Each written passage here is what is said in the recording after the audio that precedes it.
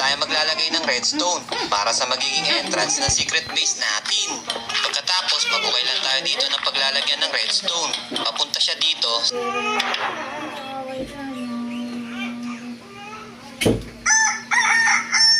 Ay, good morning Omo Village. At syempre sa inyo din, sa mga nanonood dyan. Good morning sa inyo. Ano ba pwede nating gawin ngayon? Mag-hide and seek kaya tayo ngayon? Mang prank? Pero parang gusto ko ngayon magturo ng tutorial Gusto nyo ba yon? Kung gusto nyo nga, pindutin nyo yung like button. Mukhang pinindot nyo na nga yung like button. O sige, tutorial na lang tayo for today's video. Maraming salamat nga pala, no?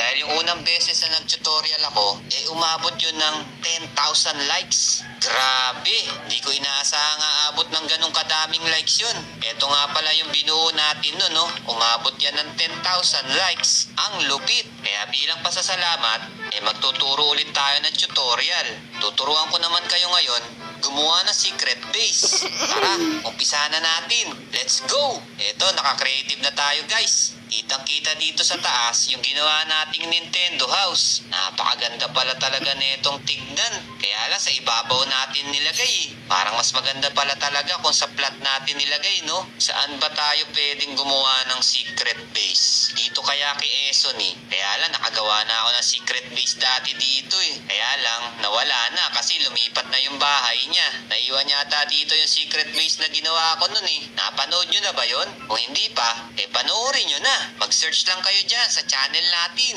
Kung dito naman kaya tayo kay Clyde Church gumawa, kaya lang napakalaki kasi ng bahay ni Clyde Church Dito kaya tayo gumawa ng secret base kay Shane.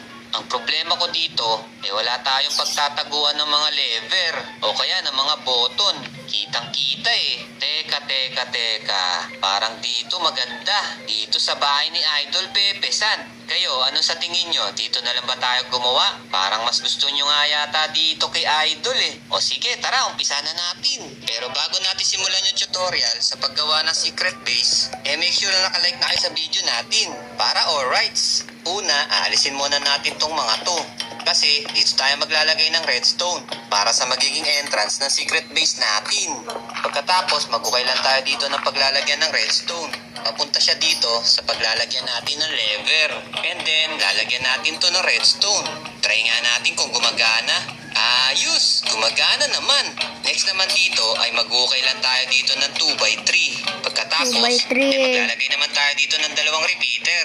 And then, sticky piston naman dito. Sticky piston na ganito nandito. magiging setup ng redstone entrance natin. Nasusundan nyo ba mga kaibigan?